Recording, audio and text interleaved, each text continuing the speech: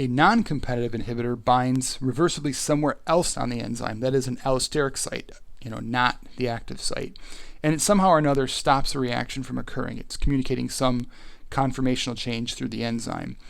And so the binding of these has no effect on the binding of the others. So the inhibitor can bind and it has no effect on the substrate binding in the active site. That substrate binding in the active site has no effect on the binding of the inhibitor in its allosteric site. Another way to think about that is the inhibitor can bind to either the free enzyme or the enzyme substrate complex. And so our scheme for this looks like this. Free enzyme and free substrate come together to form the enzyme substrate complex via K1 and K-1, and that can then react via K-cat to form the enzyme and free product like this. And the inhibitor can bind here to free enzyme to form the enzyme inhibitor complex, and we still call that equilibrium Ki. However, it's not, the inhibitor is not binding within the active site like it was with competitive inhibitor. We just use Ki because it's binding with the free enzyme. But the inhibitor could also bind here to the enzyme substrate complex via an equilibrium to form the enzyme substrate inhibitor complex. And this we're going to call Ki prime. So if the inhibitor is combining with the enzyme substrate complex, we're going to call that equilibrium Ki prime. And then finally, one possibility is that the substrate could bind the enzyme inhibitor complex. So just to be clear, what can happen here is we're identifying two sites on the enzyme, like this. The substrate can bind in one. The inhibitor, however, binds elsewhere on an allosteric, a different site. So let's look at the Michaelis-Menten plot for this. We're going to again measure initial velocity as a function of substrate concentration. One experiment we will complete with no inhibitor present. So just like before, no inhibitor. Of course, that'll have a Vmax up here somewhere. And following that down, we got Vmax over 2. I can kind of look at this over here. We got about Km in that region. And now let's do another set of experiments where we add some non-competitive inhibitor to the mix. Looks something like this. So that's plus inhibitor. That has some Vmax value apparent. And about half of that value puts us right around that same exact place for Km. So Km apparent equals Km. Why is this the case?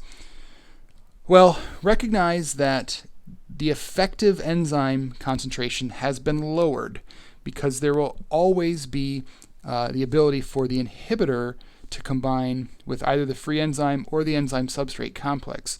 So with the competitive inhibition, adding more substrate eliminated the possibility of forming some kind of inhibited complex. But in fact, with a non-competitive inhibitor, the enzyme will always be bound with some of that inhibitor. And so we're effectively removing that a little bit of enzyme from this total and eliminating it. And so that's why we see a decrease in the Vmax. So Vmax apparent will be less than Vmax always with a non-competitive inhibitor. However, as we said, because they're binding in sites and there's essentially no communication between the binding site for the substrate and for the inhibitor, that there's no effect on substrate binding, that inhibitor binding in that allosteric site does nothing to this substrate binding site. And in other words, Km apparent is equal to Km. There's no change at all. And so that's what we would observe for a non-competitive inhibitor. But let's look at the Lineweaver-Burk plot for this as well. Just like before, we're going to look at 3 different inhibitor concentrations and experiments carried out at those levels. So we've got the reciprocal of initial velocity and the reciprocal of substrate concentration. And the uninhibited reaction might have points like this. So that's inhibitor equals 0. We'll extrapolate that, fit that to a line, extrapolate it back. And then if we add some inhibitor, we might get something that looks more like this. Then we've got I equals 1 in this case. And so we will fit a line to those. And then finally we'll increase the concentration of inhibitor even further, and we'll get a line back here. And the key is for non-competitive inhibition, those lines will all intersect on the x-axis. Reason being, this is the value like -1 over Km. Well, it's not going to change with a non-competitive inhibitor. Km apparent equals Km. Doesn't matter how much inhibitor you have, that's going to be the case. So those should intersect. However, these points now are instead 1 over Vmax apparent, and we know that that's going to change based on the amount of inhibitor added.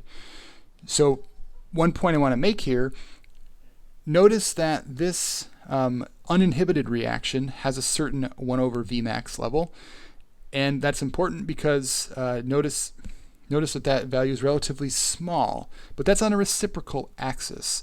So a small reciprocal value is actually a large non-reciprocal value. And then we add some inhibitor, add more inhibitor, and now we have a relatively large reciprocal value which corresponds to a small normal value. And so that makes sense that the smaller Vmax belongs to the more inhibited reaction, or the reaction with more inhibitor. And just like before, let's look at this equation set, but notice again we have a modified form of the Michaelis-Menten equation. We have an alpha prime term which is involving that Ki prime with also the inhibitor concentration in the numerator of that. And now that alpha prime is actually modifying the substrate term in the denominator, and we can mathematically determine how much Vmax will decrease, what the Vmax apparent will be by this relationship where we divide Vmax by that alpha prime value. And so you can see then that if we have a lot of inhibitor, alpha prime is going to be a larger number. If we have a very small value of Ki prime, meaning the inhibitor binds very tightly to the enzyme, then we'll have an alpha prime value also make a smaller Vmax apparent. Just like with competitive inhibition, look at the trends here, right? A competitive inhibitor, we took the line and we stretched it to the right. With a non-competitive inhibitor, we've actually taken the uninhibited reaction, the uninhibited line, and kind of squished it down. It's the same sort of thing.